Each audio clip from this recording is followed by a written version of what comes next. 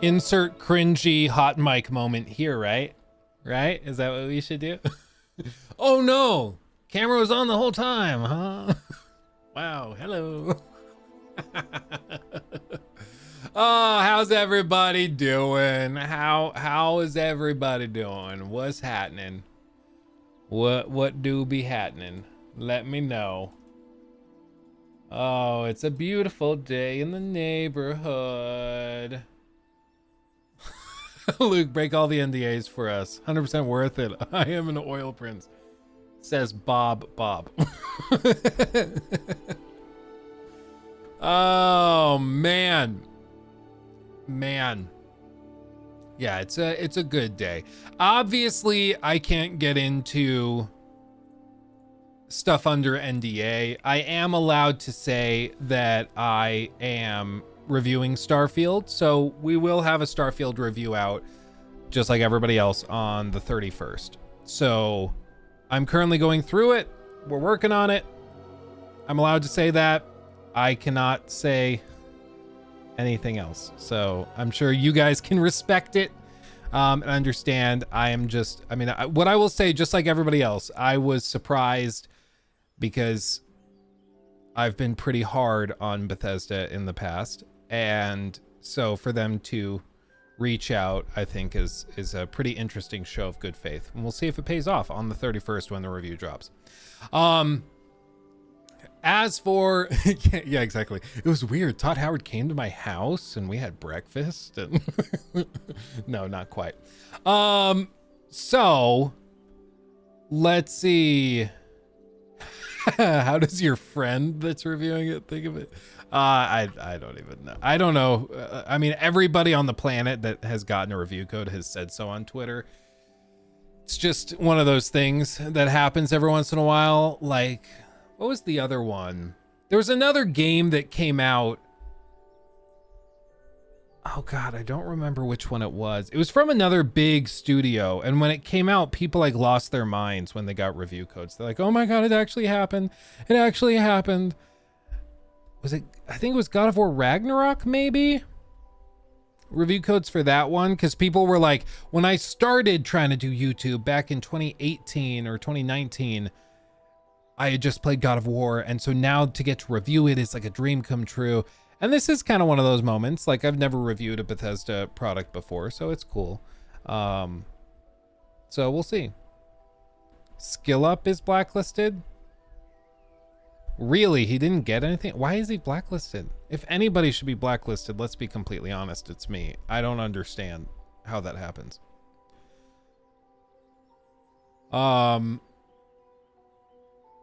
You never reviewed Skyrim? Well, no, I mean, like, in terms of review codes, I only started, like, really getting considered for review codes probably like 2018, 19. And even then, those were for smaller projects like AA games. AAA stuff has been in the last, like, year and a half, 2 years that I pretty consistently get stuff. So, yeah, Lies of P. Did you guys see that Lies of P, they're going to be doing, like, a developer interview with Asmongold? That, like, blew my mind. For one, it seems kind of weird to go to Asmongold. I don't know why. I didn't think that he was that into that type of game. But yeah, no, he's going to be interviewing devs or something. I don't know. It's cool. It's cool.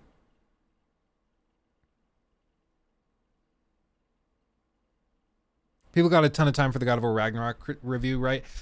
If you guys have watched the review, I probably mentioned it in the review. From memory, which is always failing, I think they gave it to us 2 weeks ahead of time. I think because they got it to me like a couple of days after the first codes went out. And so I was able to post it was a couple of days.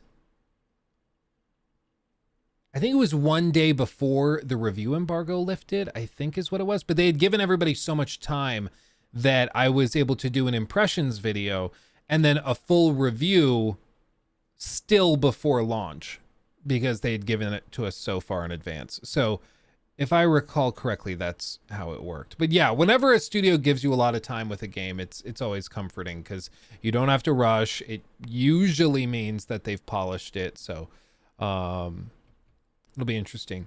Texas Chainsaw Massacre out now? Yes, it is. I actually also got sent a code for that one, so we can boot it up and take a look at it here. We're not going to be streaming for very long. I was thinking maybe like an hour, just because, I mean, obviously I have something I have to take care of, so. Can you be prosecuted if you violate the embargo? Yeah, I mean, with any NDA that you sign, you are agreeing to certain terms. So, like, I gave the example of like a game I reviewed 3-4 years ago where we agreed to an NDA, and somebody had agreed to the NDA but still leaked stuff. And so what they did is they investigated the crap out of it. They hunted down the guy that had leaked stuff, and they like file lawsuits against them. And because basically when you sign an NDA, you are agreeing, like, I'm going to not share any of this stuff. We're not going to talk about it. And that's that. And if you break that, they have you on paper agreeing that you weren't going to do that.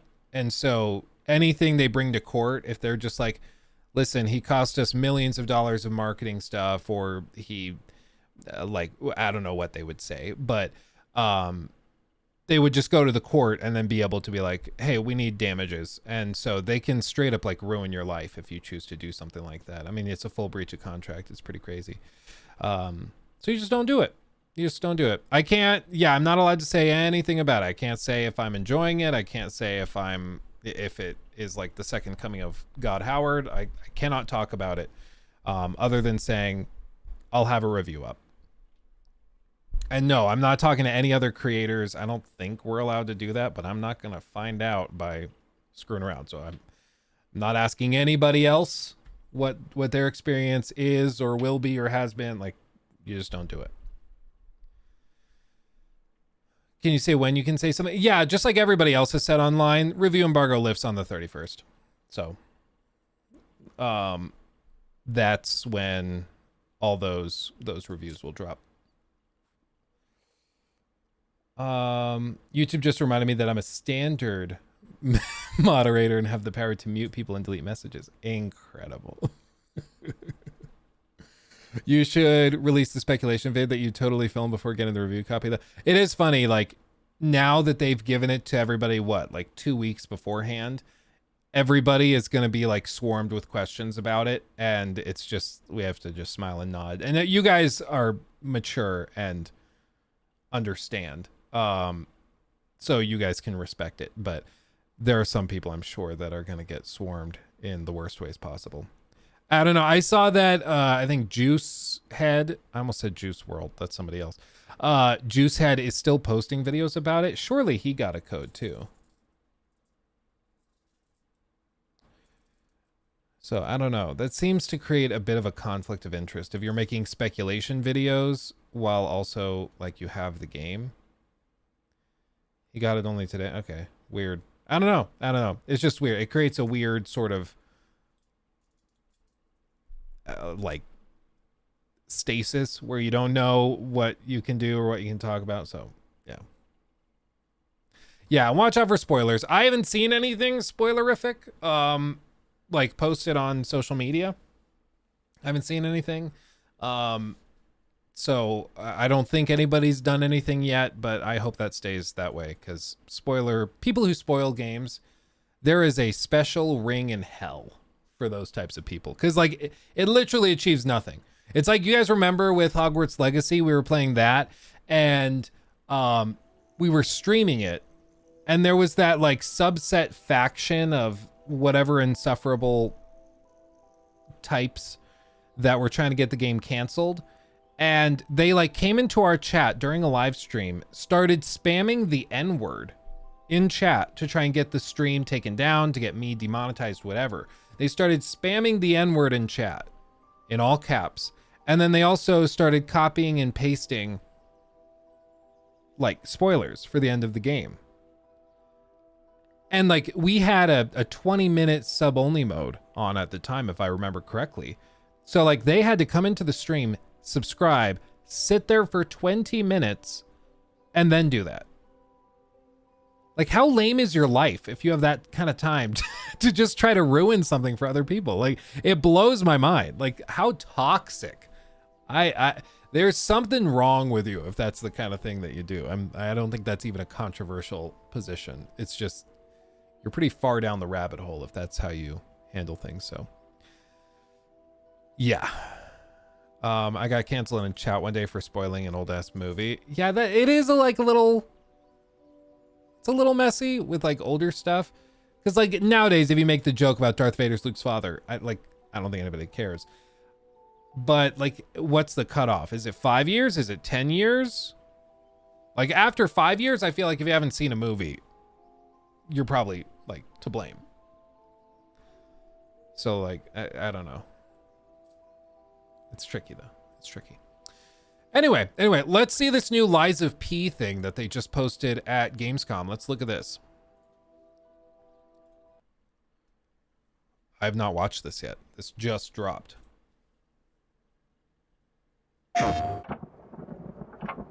Most wanted PlayStation game. I would say right now, out of the stuff that's announced, I'm interested. But it's also day one Game Pass. So I don't know why they're like framing it this way. It's like day one Game Pass.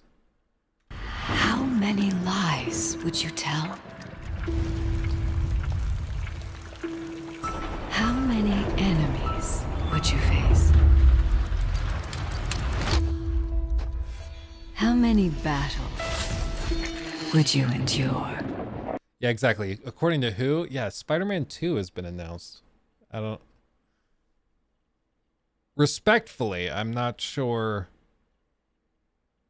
Oh, this was the Gamescom Award 2022. Was Spider-Man 2 was announced by then? I don't know. I guess everybody took a vote at Gamescom and it won most wanted PlayStation game. So make of that what you will. Apparently that's what the industry insiders, the devs and the journalists and stuff that attend Gamescom, apparently that's what they really think. They might talk about like Spider-Man being more exciting or Armored Core or something, but behind closed doors when it's anonymous and they're voting, apparently they like this. Battle would you endure?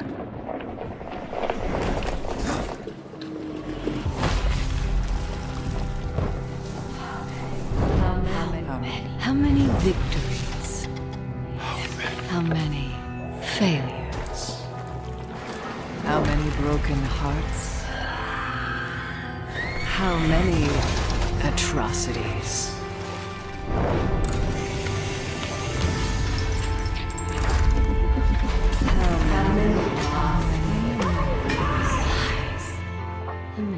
How many lies would you tell?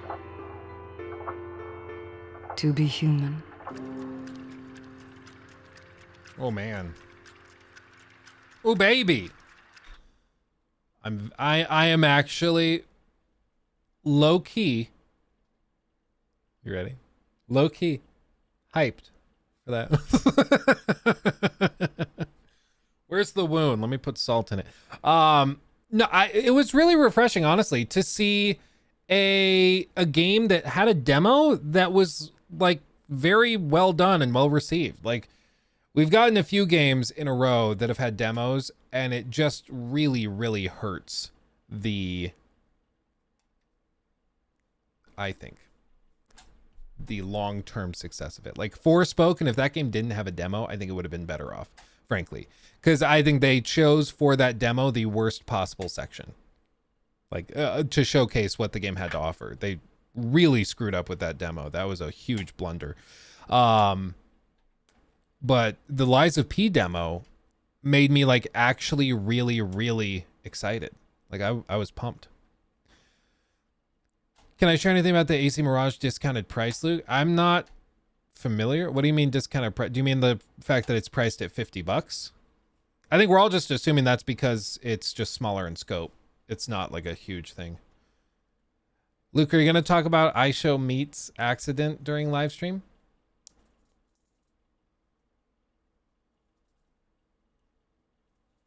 I don't think so. I don't think so. That guy has like a well-known history of abusing the DMCA system, of striking, giving people channel strikes that have smaller channels that like call him out for stuff. So there's a little Schadenfreude going on right now, but yeah, it's just What is there to say? I don't know. I'm good. I think like everybody at this point has made up their minds. Forspoken had a demo.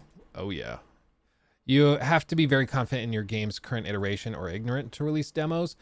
Yeah, or it can be a sign of like desperation to try and get some excitement and hype around your game, I think. I think is probably what it is. Like with Forspoken, I think it was just they had spent, like, this is the thing to remember. Forspoken apparently cost Square Enix like $150-200 million. Like Forspoken cost as much to develop as The Last of Us Part 2, as God of War Ragnarok. Like it was a very, very expensive game, and their marketing was also quite expensive. So I think they weren't seeing a lot of hype or interest for it, and so they tried desperately to garner it by creating this demo, and they just happened to choose the worst possible section of gameplay. So oh, Gaming Astronomer. Yeah, I actually have that pulled up on screen right now, so we're gonna look at that here in just a second. Yeah, you read my mind. You read my mind. Bomb Rush Cyberfunk comes out today. Oh, really, Francisco? Anybody wants to bomb rush some Cyberfunk, do that. Say that 10 times fast. Jeez. They showed Armored Core 6 multiplayer in Japanese earlier today too. The English presentation will be tonight, but Japan had it 12 hours earlier. Oh, interesting. Did it look good? Did it look good? That's a game a lot of people seem to just be, I don't know, sleeping on or forgetting. I don't know. It's just weird that it's been just, we haven't heard pretty much anything about it. I think the people that are really excited for it are gonna play the crap out of it, and it's gonna be one of those really toxic games for a while. So who knows? It's gonna read the message. Maybe not. I guess not. I don't know. The voice chat or text to speech thing has been glitching out recently. Logan, thank you for the 5. Shout out to my favorite live streamer. My man ain't shooting no blanks. You're damn right. No blanks. 0 blanks.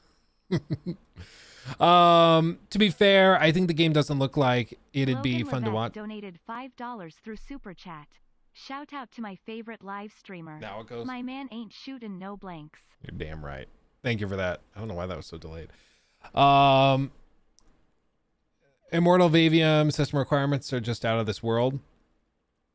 I won't go into detail, but I mean, I would say that considering it's an Unreal Engine 5 game, I don't find that super outrageous. Like, this is one of the like difficulties with, I'm sure, being a game studio that's trying to really push the boundary graphically, is like every year, theoretically, system requirements should raise. Like, right? Like every year, games should be a little more impressive, a little more graphically impressive, and every year the standard should raise. So I don't think anybody would expect 10-year-old hardware to run a modern game, at least not at all well. It certainly would not be in the system requirements. Maybe for minimums if it's like an 8-bit game or if it's something stupid optimized like from Nintendo, but in terms of most PC games, you're not going to see 10-year-old hardware running modern AAA titles. But the difficulty is, like, you have to kind of get this crossover down where you are both satisfying the people that want something to be graphically much more impressive, and then you also have to satisfy and excite people that have older hardware, because not everybody is paying for the latest graphics card every time it launches. And so yeah, it's just the crossover is tough. The crossover is tough, and nailing that is certainly tricky. But what I'll say is, like, from what we've seen, it's a beautiful game. Let's see.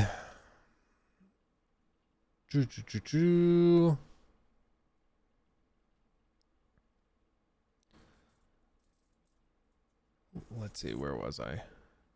Jokes aside, do you think Hogwarts Legacy is legitimately going to be released for Nintendo Switch? I doubt it, though. I mean, they got The Witcher 3 working on the Switch. It just plays like ass. It looks like somebody rubbed Vaseline all over the screen. It's just super blurry.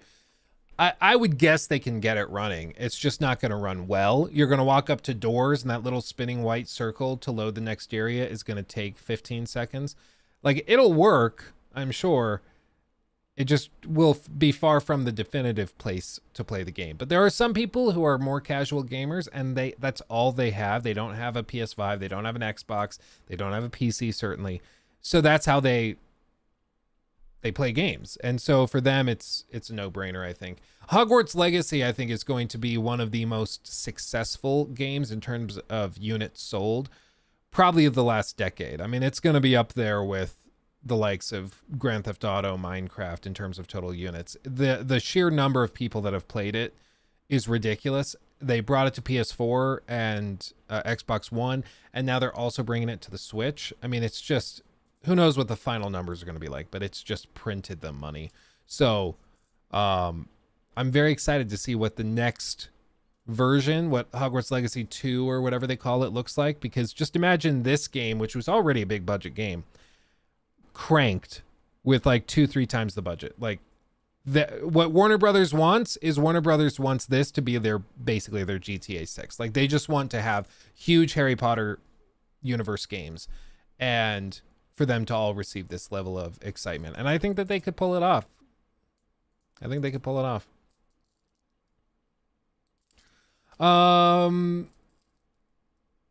Let's see. Did they announce the sequel? I don't think officially, no, but let's be honest. They're going to do it. Let's just be completely honest with ourselves. There's no way. Like, are they allergic to money? It annoys me that some gaming outlets ignore Hogwarts Legacy's success. Yeah, it's this weird thing where, like, if you're a journalist, I think you're supposed to set aside your personal biases, both politically, religiously. It's just, you're there to report on stuff. And so for a game journalism outlet to just try to ignore a game or refuse to review it or something when it is objectively one of the biggest games of the year is just really dumb. Like, your job is to review the game. If the game was like personally endorsed by Jeffrey Dahmer, I still think you should be reviewing it. Like, as far as I'm concerned, like, it's not your job to lecture people. Digital Foundry, wink, wink. Yeah, didn't they basically get bullied into covering it? And then they tried to walk it back and be like, oh, well, actually, our schedule was really busy. The whole thing was weird. Like, kind of funny. That pissed me off so much. Did they also do the holier than thou thing? I just, like, you're talking about video games, okay? Who gives a crap about your political opinions? If we're in a members only stream and you guys want to ask me what I think of politics or religion or whatever, I'll tell you. I don't care. Yeah, sure. I'm an open book. But, like, in the context of games reviews, like, why on earth would I do that? Like, it just doesn't make any damn sense. You shouldn't care. I don't care. Like, doesn't matter. Love me some Skill Up. Love me some Yong. But if they start rambling in their videos about how GTA 6 is problematic because they're like, it's a great game, but it's problematic because the main character is a stereotype of this or that. Like, who cares? Shut up. You're here to talk about a video game. You know? Like, I just don't understand it. Big Z is now a red flag. Big Z! Video games is fun. Video games is fun, my friend. 8 months. That's crazy. Oh, baby. I will. So just for everybody, full transparency, because I'm reviewing Starfield, I can't go into details, of course, that would violate NDAs. But what I will say, Keyshawn, is that BGS and Xbox have already said that Starfield is not Steam Deck verified. So I would not expect it to magically acquire that validation closer to launch. Maybe after launch, I don't know. But they've already said that it's not built for that. So yeah, I can put Todd Howard up. Yeah, I can do that. We'll put up Todd. Okay, let's look at this Mirage thing. They just dropped this.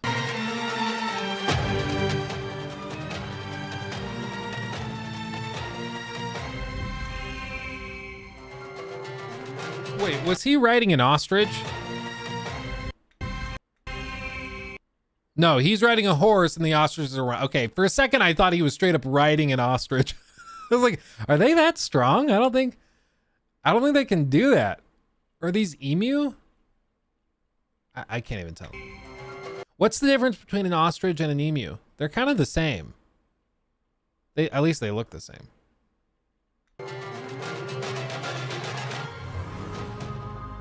Assassin's Creed Mirage. Assassin's Creed Mirage is set in 9th century Baghdad, at a time when the city had grown to become one of the biggest, richest, and most advanced in the world. The Abbasid Empire, the largest of its time, reached from modern Algeria to present-day India. It's also a time of scientific discovery that left a strong impact on our modern cultures. We started our research on Baghdad very early on, and the more we learned, the clearer it became that this city was a perfect setting for our game. At the time, Baghdad was the center of the world, a vibrant, lively city, and one that would make the perfect playground for the aspiring assassins. Rebuilding Baghdad was not going to be an easy task though. Dude, I freaking love seeing these prototypes. And I also low-key really look forward to Ubisoft dev interviews because of their French accents. I just kind of love it. Maybe I'm weird for that, but I just like it. Unlike previous Assassin's Creed games, almost nothing from the time period has survived to the present day. But we still wanted to be sure to do everything we could to be respectful of the culture and history of the city. That's the Assassin's Creed way. Unless you're talking about Assassin's Creed Valhalla, in which case we'll just start using magic and stuff. We had to give our art team the freedom to recreate Baghdad from scratch with nothing but the historical information we had from the time period.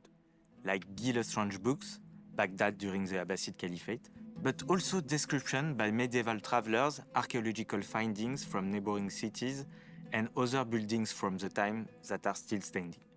But we weren't alone on this journey. We worked with experts, like Dr. Claire Anderson, specialist in Islamic art and history during the Caliphal period, who helped us with the world art, or Dr. Raphael Whelan, Ubisoft Montreal historian. 9th century Baghdad is a lost city, a city that we reconstructed using text and archaeology. I friggin' love the lengths they go to with this. Like, this is what I love about Assassin's Creed at the core. This is what I have loved about them, is the ability to, like, explore 19th century England, or to be able to go and explore jolly old Paris, or, like, I just go explore Venice. Like, this is what I love about Assassin's Creed, really at the core, is the ability to go back to worlds that once existed that no longer exist, but in the context of a fun video game. And that's why I like Valhalla really pissed me off. Logan Levesque donated $5 through Super Logan, Chat. thank you again. The difference between an ostrich and emu is that Australia lost a war to emus. Oh, is it just that emu are from Australia? Australia, man. That's something else. I don't know how you guys survive. The whole thing is just, your whole country is terrifying. This material, the Whole continent, I guess. team created 4 major districts, defining the city, each with distinct looks and crowds. Abbasiyeh is the cultural hub of Baghdad, where you can find the House of Wisdom. This is where scholars, philosophers, scientists, and astronomers gather and transmit knowledge from the entire empire and beyond. The market district of Kah, where large crowds gather to do business, bargain, or trade goods from China, Constantinople, and Spain. The industrial district of Arbiyeh is a dense, grimy part of the city, where slavers, orphans, thugs, and workers try to scrape a living. And finally, at the center of it all, we have the seat of power in the region, the iconic round city, also known at the time as Madinat al-Salam, the city of peace. Behind its walls lie Not when I'm there. Not gonna be very peaceful at all. Honestly, the recreation looks really cool. lush gardens, fountains, and a magnificent Caliphal palace. I saw Baghdad as a child without ever going back. So seeing the city come together from its first white blocks to the final assets was an unforgettable experience. I remember having chills the day we added the correct lighting. Seeing the sky, the dust in the atmosphere, the sun and shadows. That does have to be so cool to just start with like a flat plane and then to add a bunch of white boxes for where the buildings will be, and then to go in and like steadily swap them out with the final versions, and then to finally start putting finishing touches on lighting and atmospheric effects and bloom and all that stuff. It's got to be so just cool to be a part of that process from beginning to end, you know? From dusk to dawn, we put a great care into making Yeah, Todd does kind of look real behind me. He does, yeah.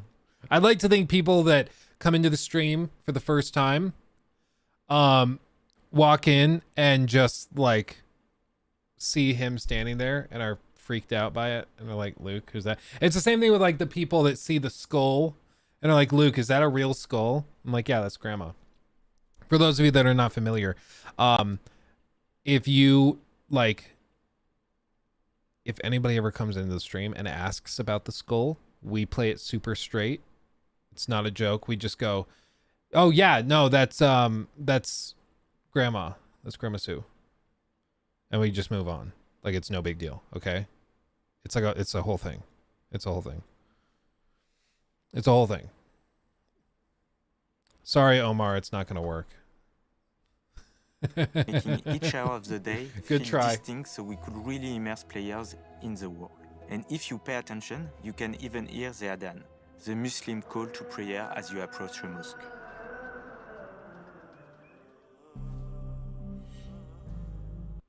Oh, I love that too. Can you pet the dog? Are there dogs? Can you pet We're it? not just exploring a new setting in the Assassin's Creed universe, we're also going to give players the chance to meet some of the key figures in Baghdad at the time. Authenticity and accuracy are always important to us whenever we deal with real-life historical characters, and it's no different in Mirage. I want to punch a camel. We have the Banu Musa, genius inventors of the era, who made massive contributions to the science of mechanics. Of course, in Mirage, they'll be putting that knowledge to use to help Basim and the Hidden Ones. When most players think of Baghdad, they imagine the dusty, ruined landscape from movies and first-person shooters. But we felt it was important to show a different side to the city, one that celebrated its proud cultural heritage. The Tales of Baghdad are short, narrative side quests, touching on key cultural subjects from the time period, like astronomy or literature. We also created the History of Baghdad feature, designed as a throwback to the original codex from the first Assassin's Creed games. Players Oh. will have a chance to explore the game world, to learn more about the people, landmarks, and events essential to Baghdad's history. What does it matter if they let you buy a $20 Doomslayer skin with a flaming sword? Well, praise the oak. This is one thing like I've gone back and forth on personally, and I'd like to hear you guys' feedback in the chat, what your thoughts are. But I think it's really unhealthy for us as like an industry and as a community to respond to poor decisions or what are weird decisions from devs or publishers and stuff with instantly review bombing, with instantly like trying to cancel the whole game, like, which is what review bombing is effectively trying to do. You're trying to deter people from buying it because of this one thing you don't like. And so for like Mirage, there's a lot of really good stuff that we've seen, and then there's this one thing that's been data mined that looks stupid. But you don't have to buy it. It's not required, as far as anybody knows. So, like, is it fair to throw the baby out with the bathwater? I don't think so. But some people are like, no, it's Ubisoft being classic Ubisoft. Cancel it. End it.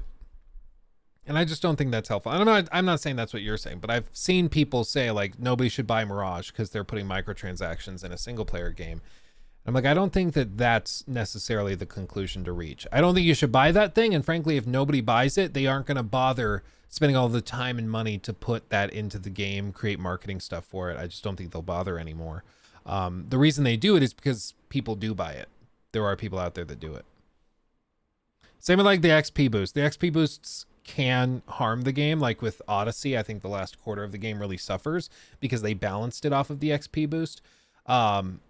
But does that mean that Odyssey as a whole is not worth experiencing? I don't think so.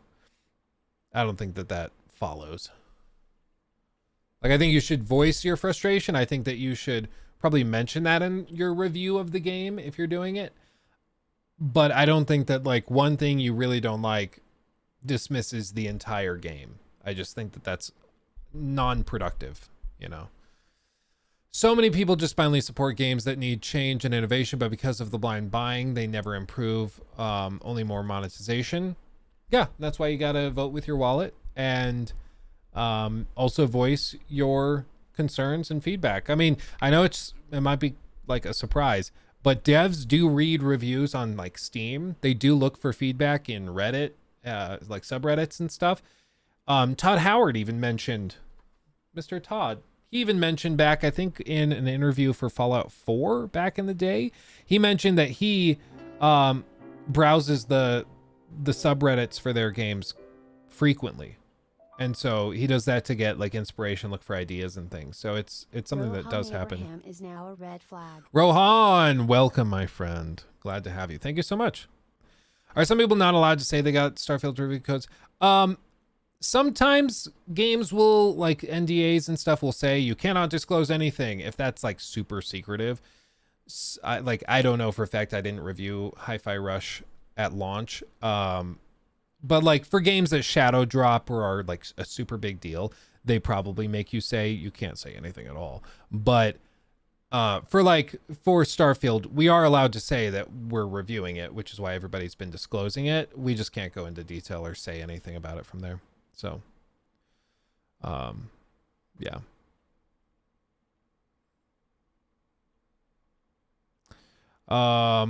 Yeah, Drizzy, the one and only human connection. I hope people didn't buy the RDR conversion in the chat here. I haven't played the game and held myself back from buying it on PlayStation 2.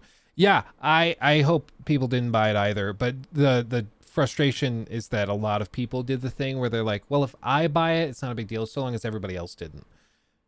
But when millions of people do that, they get away with lazy crap like this. And apparently it's on like the top of selling lists, and it's apparently performing pretty well, which is frustrating, I think, in my opinion. I'll buy RDR1 twice. No, I just read the same thing. I'll buy RDR1 remaster on a heavy sale. Yeah, like if it's for 10, 20 bucks, yeah, I would pick it up. But for 50 bucks, come on, dude. Get out of here. Logan, it lifts on the 31st. As far as I can tell, everybody got the same embargo lift date. So we're all going to be posting our reviews on the 31st. Yeah, Austin, I'm just as surprised. Okay, let's continue.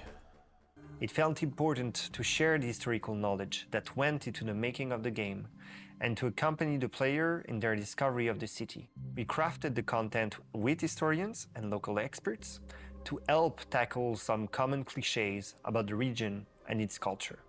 We're recreating the bustling, urban feel of the original games. Does Todd still hate me? I mean, he stayed. He didn't leave me, so I don't think so. We have larger crowds in Mirage, which offer more opportunities to blend in at street level, especially in dense areas like markets. With Baghdad being home to multiple religions and cultures, you'll see the diversity in clothes, languages, and iconography. What could possibly go wrong having like a bunch of really hardcore religious fanatics Baghdad is not the only together? location you'll be able to explore in the game. We have a great diversity of biomes around the city, each with their own unique look and feel. And of course, we have the home base of the Assassins, set at the bottom of the fortress of Alamut, a unique location in our lore, and one we can't wait for players to discover. When we first announced the game, we had so many enthusiastic reactions from players all around the world, particularly players from the Arabic world, and with Arabic heritage, which made us especially proud. We can't wait for you to explore the beautiful world we have recreated when you join Bassem on his upcoming adventure.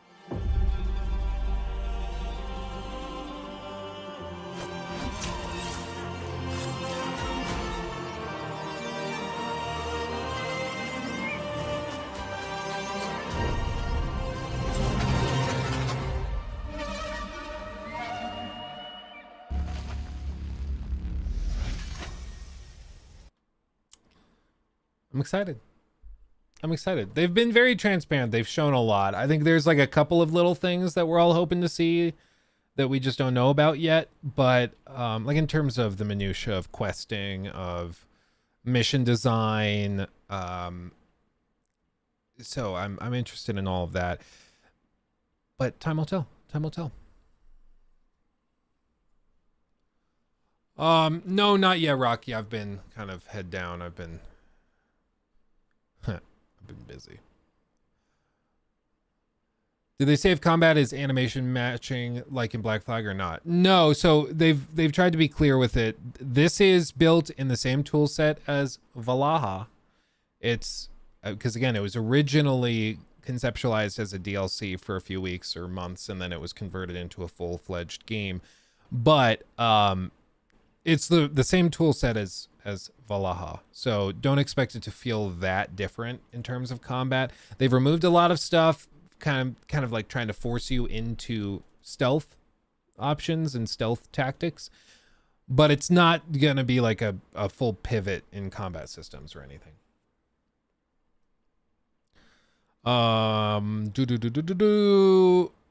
Game is going to flop until they get rid of the stupid eagle mechanic. I don't think so. No. I think like the thing to just remember with a lot of this is that we're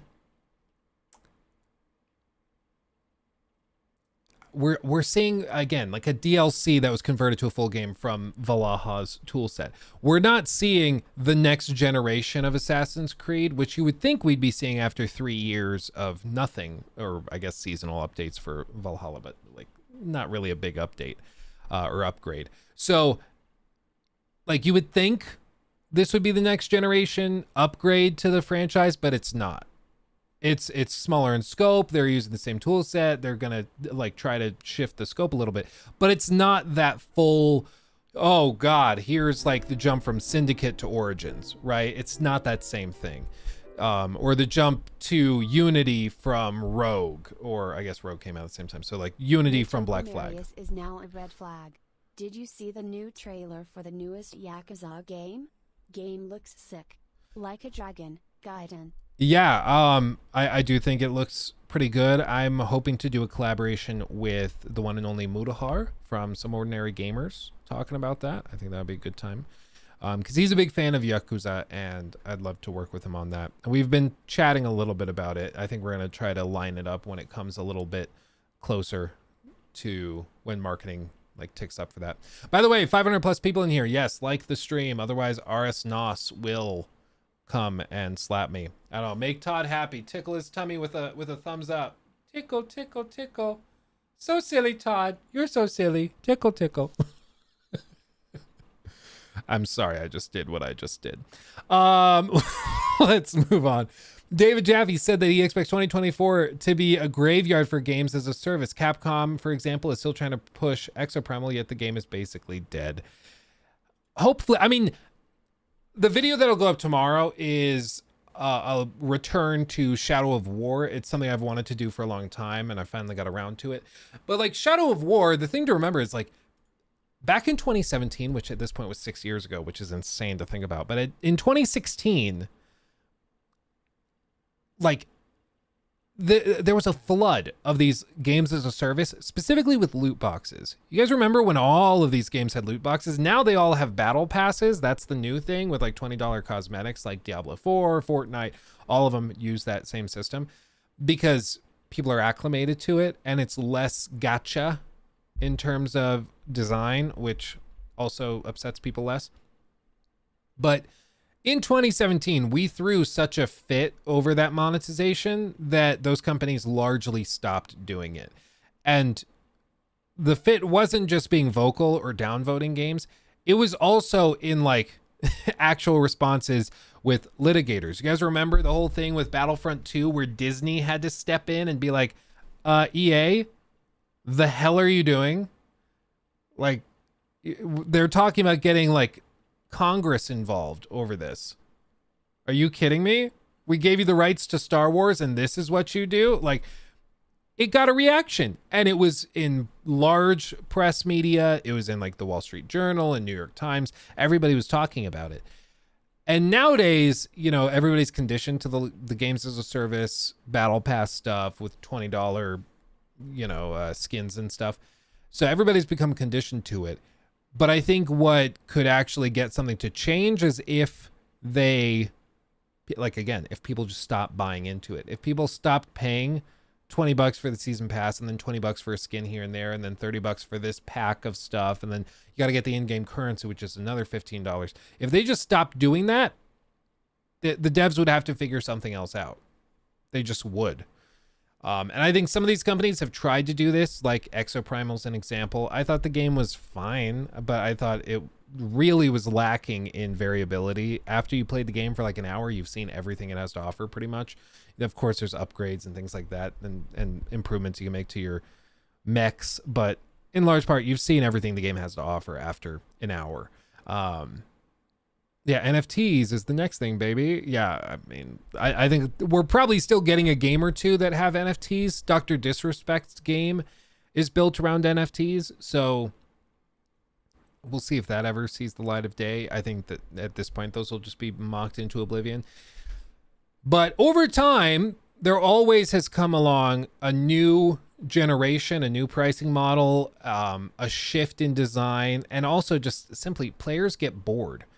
Like there comes a time when people are just ready to move on to the next thing. And that's going to happen for Warzone. It's going to eventually happen, most likely, with Fortnite. Even though those games are still massive today, over the last 25, 30 years, every time there's been a huge game, eventually it whittles down and people's focus kind of migrates to somewhere else. There will always be like a core player base, most likely, but it's not going to be anywhere near as big as it was. Warzone is a lot smaller. Yeah. I don't know what the numbers look like in terms of player counts over the last 2 years, but back during COVID, Warzone was at its peak. Everybody was playing it. Every streamer was streaming it. Nowadays, it's like pretty broken up. What is like, I know there was the scandal with Nick Merckx where he got his thing taken off and then Tim the Tatman backed out. So what's Tim been doing? What's he been playing? Is this CSGO 2? Good morning, good evening, Kevin. I guess, yeah, CSGO. I can't even tell. Yeah. So they've all shifted off of Warzone, which I think is good. I'm happy about that. When are you reviewing Madden 24 on PC? Doc 2. Yeah, Doc, I'll give it to them. They stood by their boy. They stood by their friend instead of trying to like just be really quiet and coy about it. They thought that it was screwed up that Nick got completely cut out of his operator package in Warzone. And so Tim said, yep, take me out too. I don't want to be in it if you guys are going to do this. So good on him. Whether you agree with Nick or not, like at least they're trying to stick by their friend, which is more than you can say about a lot of people in public positions. The moment their friend is threatened, they just bail. Like, oh no, oh, something's over there. I gotta go over there and check that out. Oh, weird.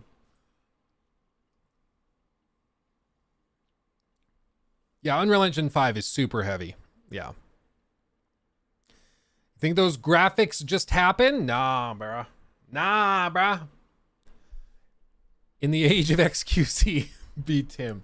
I think the rules should just be in the age of XQC, don't be XQC. Just don't. I never understood why he had one in the first place. He's known for hating COD. Yeah, that's kind of where I'm at. Like, he hadn't played it in a year or two because it was too casual. He wanted to move into Apex, which he was having more fun with. So I agree. I thought it was really weird that they gave him a skin, but I'm sure that, like, who was it? Ninja was saying that his Epic creator code, the most he had ever made in a single month was something stupid like, I think it was like 6 million or something in a single month with his creator code. So just outrageous. Just outrageous. Some of these guys make ridiculous amounts of money. Mudahar also, I was watching one of his recent videos and he just offhandedly mentioned, who was, was it the Linus stuff? I think it was the Linus stuff, because he was like, yeah, the guys over at Gamers Nexus have done a really good job of calling people out that are doing bad stuff, blah, blah, blah. And he's like, and their calling of companies out have prevented us from taking 6-figure sponsorships. He's like, we've gotten offers for 6-figure partnerships and we've had to turn them down because they were exposed by the Gamers Nexus crew. And I was like, a 6-figure partnership? What? Like a brand offered over $100,000.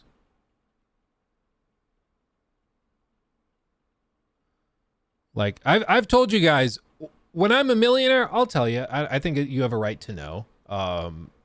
Like before you throw me $2 here or $5 there, I think you have a right to know where I'm at financially, at least within reason.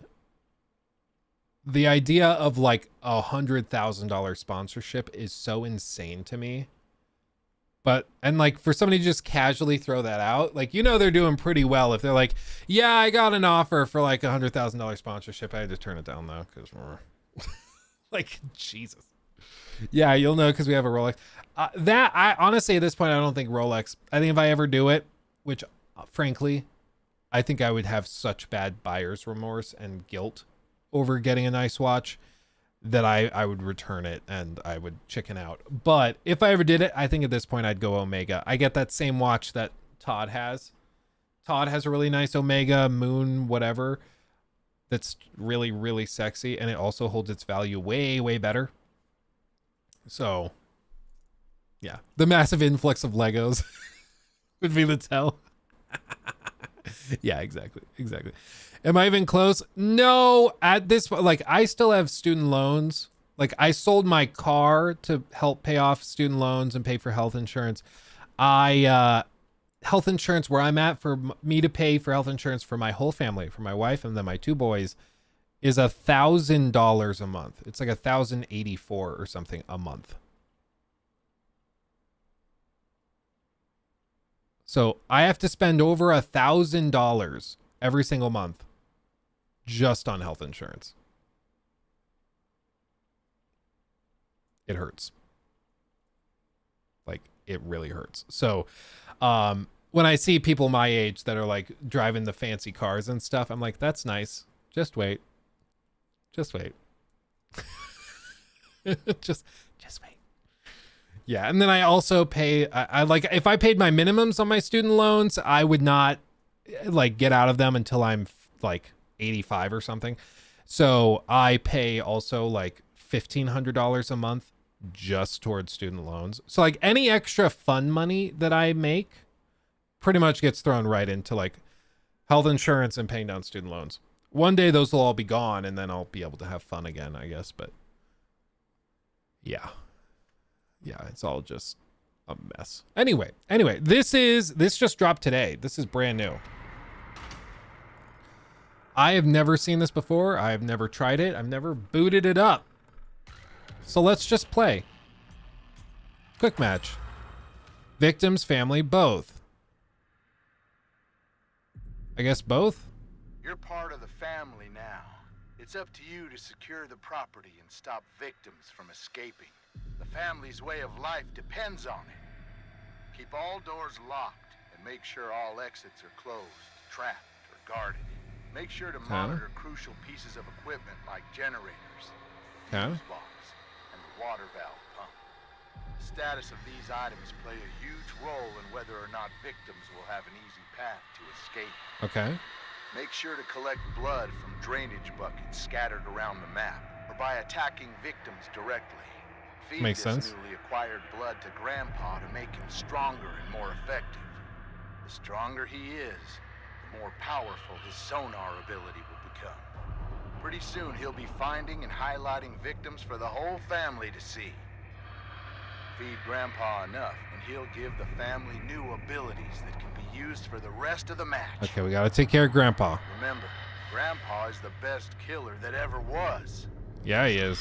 Hunt down the victims using abilities and teamwork. Look for signs of movement and listen for noise. Pay attention to your surroundings and keep your eyes The way he and runs ears upsets open. me. Never know where one of those victims might be hiding. Speaking of abilities, each family member has a unique ability that can help hunt and track down victims. Okay. Careful though, some abilities have limited quantities. Oh, it's on while Game others are Pass? Really? down. So hunt wisely. Once you locate or find a victim, make sure you have a plan. Try to set up ambushes, catch them off guard. Direct approach isn't always the best. Oh, that was so clever. Use your fellow family members when possible. But once your plan unfolds and you get them within range, hit them. Then hit them again. And remember, if you do manage to successfully hit or execute a victim, take that blood to Grandpa. Yep. He's hungry and needs his strength in order to help you. Oh, don't let a single victim escape. After all, we win as a family or we lose as a family. This might be morbid. You've been captured by the Slaughter family. Can you survive on just blood? I don't think you could. Like, blood, I don't think would have any protein. I don't think it has any like, what is blood even made up of? Like, is it carbs, fats, protein? Like, maybe proteins, maybe it is. I don't know. Too much iron. Yeah, I mean, obviously the iron causes problems, but it's just, yeah, it's a lot of water and I guess not much else. Maybe a fat guy's blood. Maybe. To break line of sight. And last but not least, use the environment to your advantage. Wall gaps, crawl spaces, and unique hiding spots like freezers, armoires, and even vehicle trunks can be used to evade the family. Okay. Use them. Watch out for objects that make noise. Moving too fast through the weird environment question, can Luke. spell disaster. I'm just saying, they're describing how Grandpa's hungry and Grandpa needs to get stronger, and you just need to feed Grandpa blood to do that. I'm like, I don't think that's helping Grandpa. I think that's why Grandpa looks so sad. Find useful. So I mean, basically, this is Dead by Daylight. Let's not beat around the bush. I mean, it's just that. But branded with this, is Friday the 13th still up, or was it taken down? I vaguely remember it being like taken down and the server shut down. I don't know. Think so. Can somebody Google it real quick?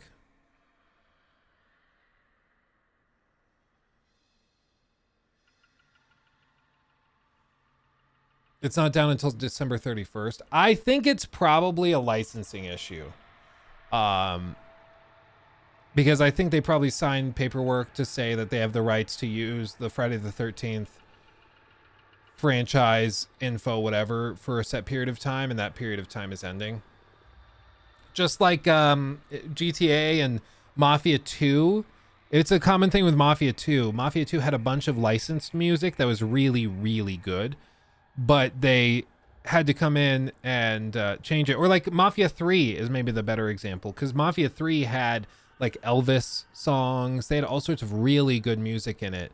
But like 3 years after the game came out, those licenses expired, and so they had to update the game and remove all of that music, which just kind of sucks, because like originally the game had a really good soundtrack, and afterwards it's like, oh, I mean, it's fine, but I like to be able to listen to Elvis while driving around the city, you know? Couldn't they renew the license? I for one, I think it's stupid expensive to license like Elvis music. Two, after a game like that launches, there's no extra money coming in, so there's no real reason to spend more on the game to renew that license.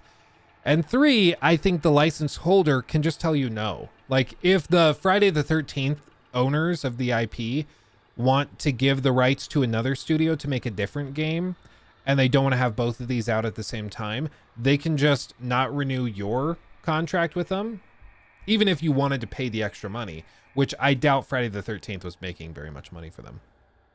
But even if they wanted to, they could probably just tell them, nope, we're good.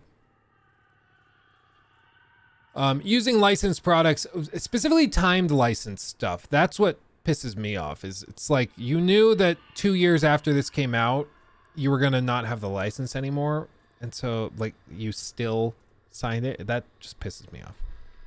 That pisses me off. They could just name it the day before the Friday the 14th, or I guess the day before Saturday the 14th, right?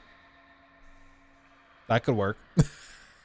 I wonder if that would hold up in court. If you're just like, yeah, our game is not Friday the 13th. It's the day before Saturday the 14th. You just, with a totally straight face, and just see if the judge accepts it. Oh, man. The rights to Friday the 13th still a massive issue. The two creators hate each other now and keep suing each other for full rights. Oh, of course. Dude, lawsuits and like rights to stuff, it's just a mess. They always say like never go into business with your friends or family either. I asked a family member who's very, very successful, who's done a lot of like real estate deals with members of his family, and so he owns like apartment deals with like various members of his extended family. And I asked him, what is your piece of advice for a young person who wants to become financially successful? And he just looked at me and said, never do a deal with anyone you care about. I was like, oh, that's kind of short and to the point. He's like, yeah, if you're friends with somebody and you buy a real estate property together, you won't be friends for long. It's like, okay, that sounds like somebody who has lost some friendships over squabbles about money and stuff like that. So something to be said for just keeping it strictly business. Looks like the game is dead on arrival. I'm surprised that on launch day, it's taking 5 minutes to find a match. I'm also surprised by that. Did he school any more flat earthers lately? I don't think so. And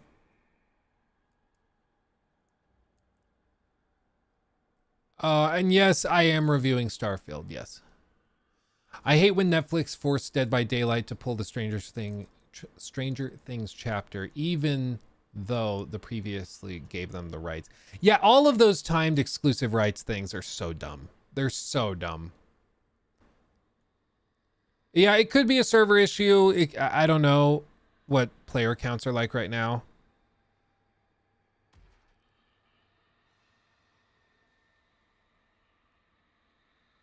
Uh-oh. Uh-oh. Stinky. Uh-oh. And remember, I selected quick and I selected both. So I'm willing to play with both groups. 14,000 players right now. So it's got to be a server issue. Is this one of those things where quick match is broken?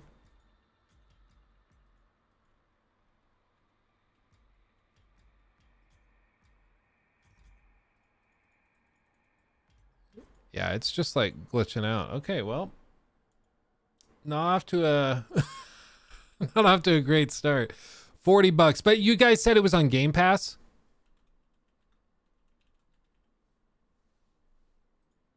If it's on Game Pass, I could see you screwing around with it, but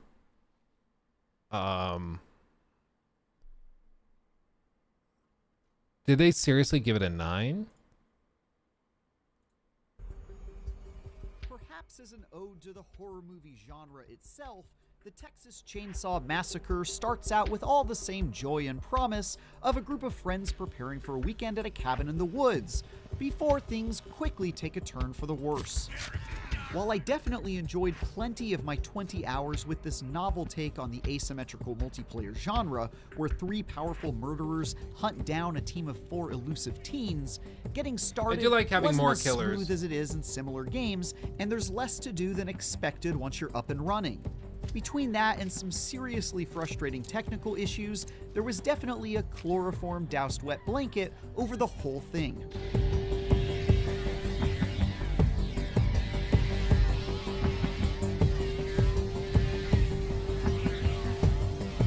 If you've played any... Is it bad that I've never seen Texas Chainsaw Massacre? I just never have been that interested to like sit down and watch it. Every time it comes to Halloween season, I'm like, okay, we gotta watch The Room. We gotta watch Corpse Bride. That's a classic. Yeah, The Room. Yeah, for some reason, for me, The Room is a Halloween movie. I don't know why. It just is. Like, it's a early to mid-October movie. Every year, I watch it, have a great time. You're tearing me apart, Lisa! I did not hit her. It's bullshit. I did not hit her. I did not. Hi, Mark. It's just so good. I love it, dude. As for, yeah, I don't know what else I watched during Halloween season, but not really a lot of crazy horror movies. I think it's because once I've seen a horror movie once, it kind of loses, like, I don't see the point anymore. I do watch It. I watch both It Chapter 1 and Chapter 2 every year. I do love those movies. I think the kid actors in the first one are great. I think, what's his name? Played Barry, whatever his name is. He is fantastic in Chapter 2. Oh man, I just love it. I love it. That's the one exception to horror movies I'll rewatch, because after that I'm just like, I know that it's like murder mystery movies. Like, there's just not a lot of point. Like, what was that one? The sequel to Knives Out? Knives In? I don't know. Whatever that was relatively recent. I think came out last year. That one I like watched once. Glass Onion. Yeah, like, I don't see any reason to watch that again. Like, I've watched it. I'm good. No reason to see it again. Asymmetrical horror game, be that Dead I Show Meat, yeah. by Daylight or Friday the 13th, Evil Dead, or Ghostbusters Spirits Unleashed, among others, then you've already got a pretty good idea how developer Gun Interactive's The Texas Chainsaw Massacre works. It's similar to the point where it feels extremely familiar at first, right down to borrowed ideas like QuickTime events and minigames to do things like turn on generators and pick locks, and hiding from baddies who can't be killed. Oh, you ain't getting away. I'm keeping you. But it also includes some important distinctions that help separate it from its peers. The biggest of which is that instead of a group of survivors running from one psychopath, there's a whole team of psychopaths working together to entrap and eliminate their high school-aged quarry. It's still lopsided at 3 killers versus 4 victims, but that adjustment has pretty substantial effects on the asymmetrical horror recipe, since now both sides require communication and teamwork to achieve victory. I know I always feel a little guilty when my overpowered monster kills off... Oh, Clue? Yeah, Clue is a banger Halloween movie. We should watch that every year. That's a very good one. And Tim Curry, oh baby! Just sweet transvestite. I love it. Rocky. We do watch Rocky Horror every year. We also do that. That's a very good one. Let's see. Have I seen Hereditary? I think we started watching it and then something happened and we had to stop, but I've never finished it. I liked what I saw. You call me? Oh, sorry. I was referencing Rocky Horror Picture Show. UE4, so it's gonna stutter on PC. I mean, probably it looks pretty janky, honestly. A whole team all by myself, but here I enjoy sharing the task with friends. The Texas Chainsaw Massacre makes things a lot more balanced by making the family of killers only marginally more powerful than the teams they're hunting, as well as being slightly outnumbered by them. The bad guys are still unkillable and will absolutely... I don't know why this gameplay footage is making me like super motion sick. I don't know what it is. ...wail on their targets in open conflict, but without all that raw power concentrated into one monster, cooperation is required to pull off a win no matter which team you're playing for. And that makes things a lot more interesting. I'll find you. Don't you worry about that. Each member of the murder-loving family has modest but useful abilities. like Johnny's power to track footprints in a handy detective vision mode, or the hitchhiker's ability to place traps that leave survivors frozen in place. Victims, in turn, have some pretty substantial and interesting ways to fight back or speed along their escape, like how Leland can use his jock body and tiny brain to shoulder charge his pursuers, stunning them for a good while. The victims I've never heard can somebody also say do cool jock things body. like sneak attack the psychopaths with a makeshift bone knife, or burst out of a hiding place to stun them for a time, or even grapple their attackers in a quick-time button-spamming contest to fend them off for a bit. Even with those good ideas working in its favor, though, a lot of wind is taken out of the Texas Chainsaw Massacre by some pretty egregious technical issues that everyone I played with experienced every single match. The biggest one is that anytime a victim and a member of the family get into close proximity, and especially when they engage in combat with one another, the frame rate takes a nosedive for everybody in the match. That's super frustrating. It's not unplayable, but the most tense moments are frustrating to play since you might lose track of someone you're chasing due to massive frame hitching, or even if you do kill someone, you don't get to enjoy your victory to the fullest because even the kill animation is choppy. Beyond that, there's also mid-game disconnects that'll ruin your match, and some weird issues when trying to gather a party together. I even had one match where my character just became frozen in place indefinitely, forcing me to back out of the session with no option to rejoin. It does seem like generally they rush these games out. But they still gave this a 7? No, a 6. Okay. I mean, these games always kind of review in that range. You guys were saying the Dead by Daylight group is also like super toxic. I've seen stories. There was like that one video.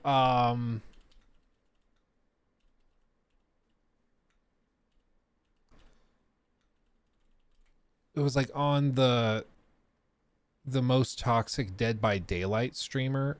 And okay, this is funny. When you look it up on YouTube, there are many very allegedly toxic Dead by Daylight streamers. So apparently it's a common enough issue that there is not a singular worst one.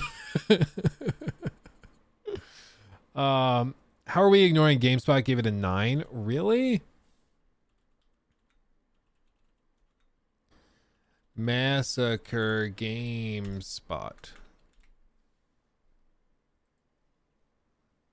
Hands-on preview. No, that's not what I want. I want the review. Looks like they don't have a review up yet. So it's 10 months ago. Or is it just not syndicating? Did I just look right past it? This is Gaming Bolt. This is the hands-on preview. Mocap sessions.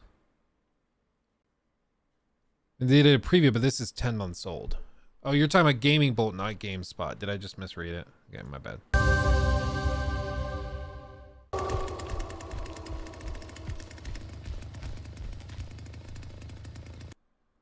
For being a competent. No, they gave it a 7.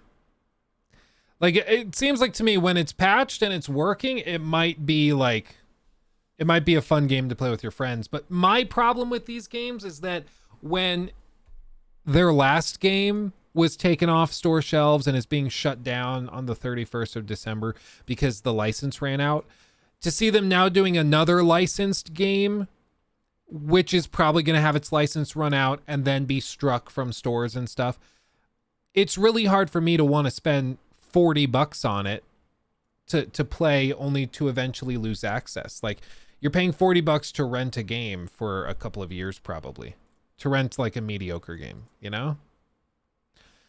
Luke, you should play a horror game on stream. Fears to Fathom is very good. Oh, when it comes Halloween, we're going to do some Halloween streams. We're going to play the one game that my wife really doesn't like me playing because it makes me really grumpy for like 6 hours afterwards. And that is Wick. If you've never played Wick, it will just destroy your soul. Man, that game makes me really grumpy. Like, it makes me actually upset. Yeah, it's like an indie game. It's super straightforward. It's really simple. Basically, you come and, like, here, hold on. You don't come. I promise it. But it's Wick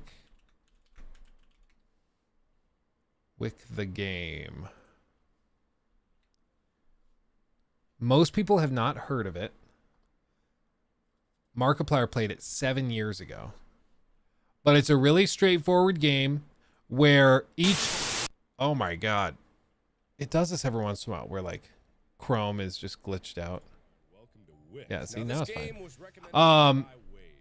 So, like, it's really straightforward. You're just in a forest and you're playing Wick, which is a game kids can play outside where you have a candle and you light it and you have to, like, explore while the candle's burning. When the light goes out, then you're vulnerable to get jumped. And so each hour of the night, there's a different character that's coming at you. And so for the first hour, you have to just, like, when you hear the character laughing or giggling, you have to turn around and walk away. And you're trying to keep either a fresh candle or keep the candle lit. And the second hour gets a little more tricky. There's a guy that can come, and if you look at him, then you get jumped, and then the other guy is still there. And then the third hour, there's a whole nother one. And some of them are based around listening. Others are based around what you see, how you're moving. So by the end of the night, it all ties together. Just like Five Nights at Freddy's, you have to kind of stack all of the abilities together and try to survive them. But, yeah, this game actually, like, upsets me. It regularly, every time I play it, will piss me off. So, yeah. Kind of like Slender Man. Yeah. Yeah, Luke, time to walk off camera and let us watch Markiplier vids. Yeah, it's a reaction, dude. Dude, chat, can you believe that? Chat, look, chat. Brave is amazing. Okay.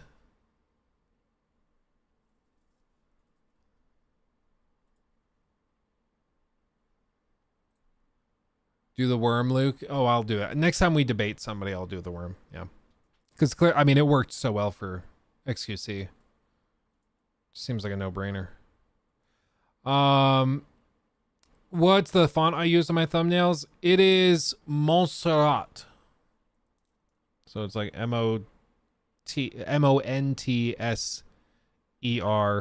I think. Montserrat. If you're dyslexic, it looks like Monster Rat. But we do that, and then we use the black variant, which is just extra bold and stuff. It's really clean. Do with Jor, no heads up. Yeah, when he starts, like, describing like his love for Forspoken or something, how he thinks Forspoken is underrated, we'll go in there and I'll just start randomly doing the worm. I could see that. Bro, I've been legit scared at least 3 times now, thinking somebody is behind you, despite the fact I was the one who asked you to put God Howard in the background. That's awesome. Nikki has come in a couple of times when I've had him up, and she'll just open the door and then see this guy standing there, and it's really funny because I'll just hear the door open. She goes, "Oh my God!" It's funny. Game of the year predictions. I think at this point, honestly, it's hard for me to think that anything is going to really compete with Baldur's Gate 3. I mean, it's at this point, I think its Metacritic is higher than even Tears of the Kingdom, isn't it? Okay, it's down to 96. But I think Tears of the Kingdom was 96, right? Yeah. So they're both in 96. And I think Baldur's Gate is, in a lot of ways, I mean, they're both extremely impressive for different reasons. Like Tears of the Kingdom, the fact it's running on basically a toaster is just hugely impressive. But the fact that Baldur's Gate 3, with all of its varying choices and things, the fact that it runs at all is also ridiculously impressive. So if it went to either Tears of the Kingdom or Baldur's Gate 3, I would be very happy. I think in terms of nominations, like Hogwarts is going to get nominated, I'm sure, because it was one of the biggest games of the year. So it's technically one of the biggest games of all time. Spider-Man 2 probably also gets a nod. Doesn't run on Xbox though. Not yet, no. But that's where I'm like, if you're going to nominate Tears of the Kingdom, which is a console exclusive only on the Switch, Baldur's Gate 3 is only on PC right now. It will also be on PS5 here in just a few weeks. And so, like, I just think that, you've got to nominate and seriously consider Baldur's Gate 3.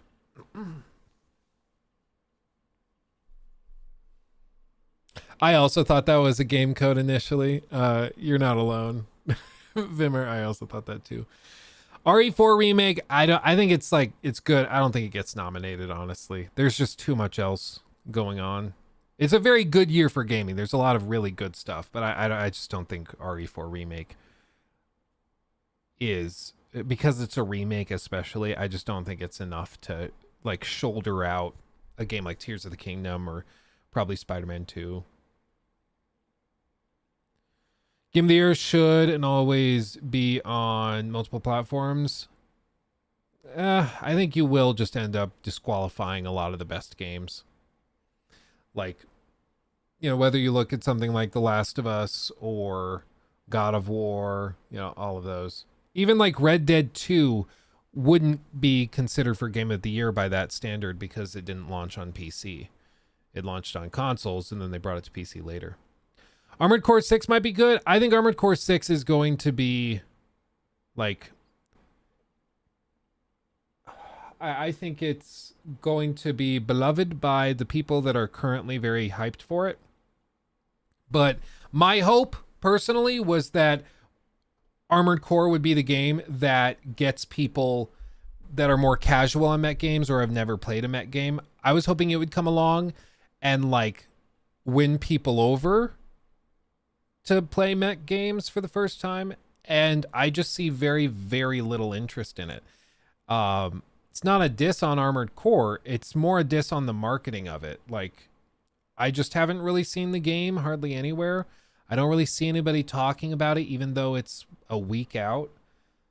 It's in Japan, I'm sure it's huge, but in the US and the West, it's just not garnering that level of attention. That's why making videos on it has not proven very profitable or worth the time, just because there's the communities like the super hardcore fans that are going to be watching stuff on like Vati's channel, and so all of his videos are going to do well because he's appealing directly to that very small niche. But for people on the outside, the broad public just doesn't seem that compelled. I do think it is a Japan-centric marketing push. Any extra money they would spend in the US would just cut into profits. And I don't think they're expecting it to be huge. Personally, I think they're expecting it to do well in Japan, to be popular with some hardcore fans, but they're clearly not trying to push this into the mainstream. Starfield, I said before I got any review codes or anything, I said I think Starfield's probably gonna be like a contender at the very least. I have to imagine it is. But I'm not going to talk about whether I think it should be or not, because at this point that's a conflict of interest. So you guys understand. Release date for Space Marine 2? I think so. I thought there was.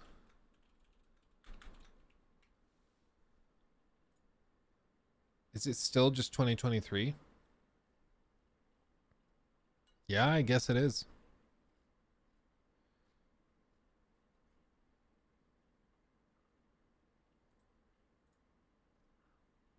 Yeah.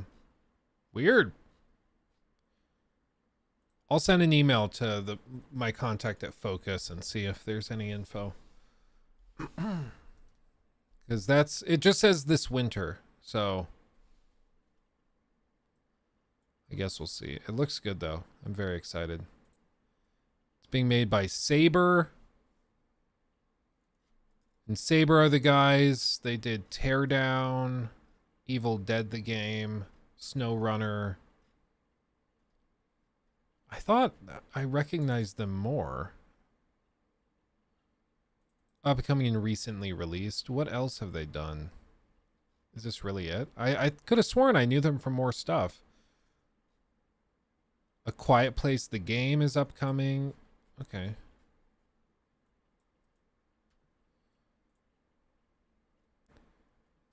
Dude, they've got 2,600 employees. Jesus. Oh, it's all of these studios too. Okay, so they're the publisher. Oh. Oh.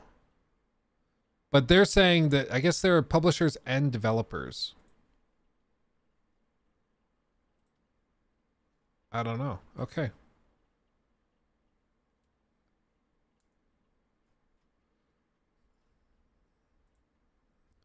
And they've done World War Z, Call of Cthulhu, Vampire. That was Saber. Okay. I thought that was also, but that underneath them was, what are they called? What are they called? It's a separate studio. I don't see them listed. Anyway, okay, so this whole thing is confusing because they own a bunch of studios, but then they also say they're the studio. Who knows? Google says Ubisoft is 20K employees. Yeah.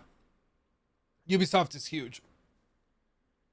They also have teams, like one individual studio like Montreal, I think has like 3,500 employees or something. Ubisoft Montreal, more than 4,000. They had 4,000 2 years ago. Wow. Oh, baby. Yeah, that's wild. Yeah, and these are the guys that have put out, they're working on Hexe, but they also were the same team that did Valhalla. They also did Origins. They did Black Flag. They helped with Unity. So, like, Montreal is a huge studio, but they've worked on, like, everything. Like, everything. Ubisoft used to make good games once upon a time. I think they still can. But it's just,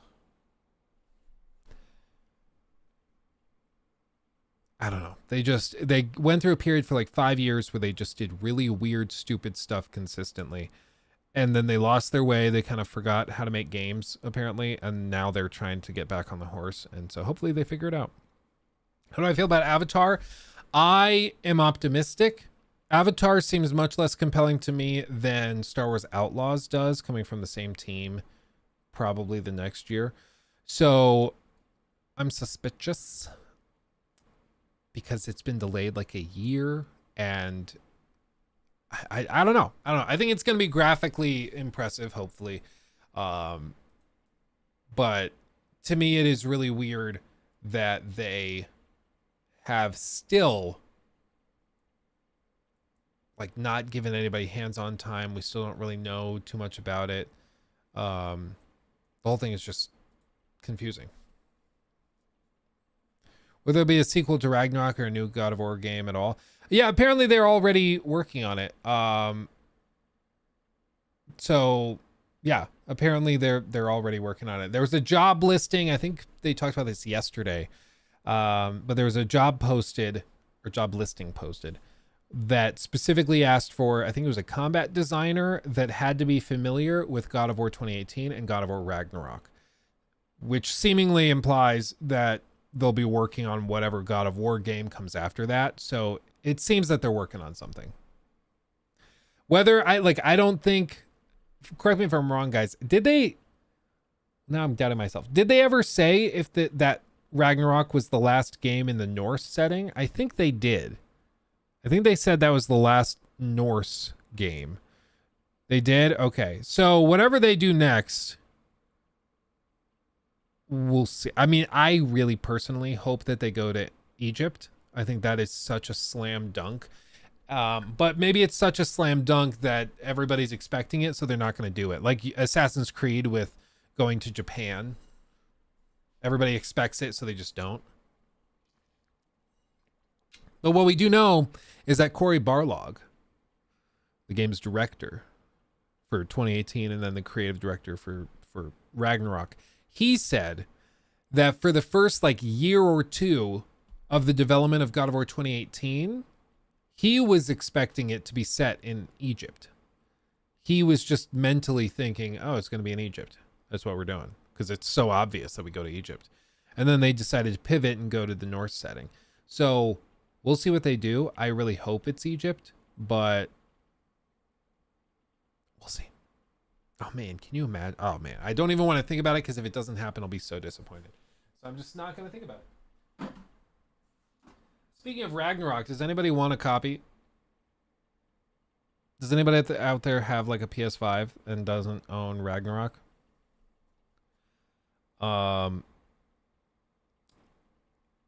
Sure, yes, please. What I'll do is I'll scratch it off and I'll just hold it up to the camera, and whoever gets it first gets it. Fair? Fair? I found this underneath a box over there, and I was like, oh, huh. So I'll just scratch it off, and then I'll hold it up to the camera, and whoever gets it gets it. Yeah, I'll do that while I scratch it off. Everybody like the stream for free stuff. Like the stream. We also have a Discord. You can join our Discord. We have a wonderful, jolly old time. And I would love to see you over there. So join our Discord. All those links are in the description. And you can join us over there and have a jolly old time. So I'm going to vacuum later. Who cares? Okay, ready? Everybody ready? Everybody ready? Battle of the internet speeds. Yeah, press the live button. Make sure you're live.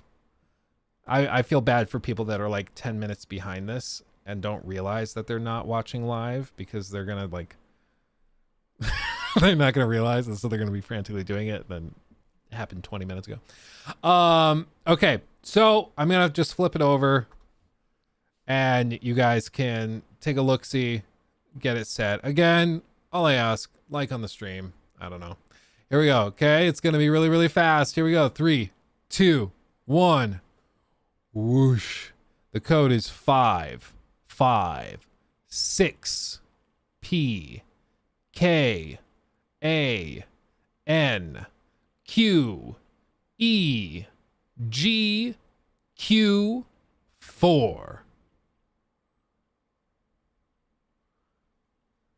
Battle of the viewers. Who's going to get it? Did anybody get it? Watch as like everybody in here already has it. Dante got it?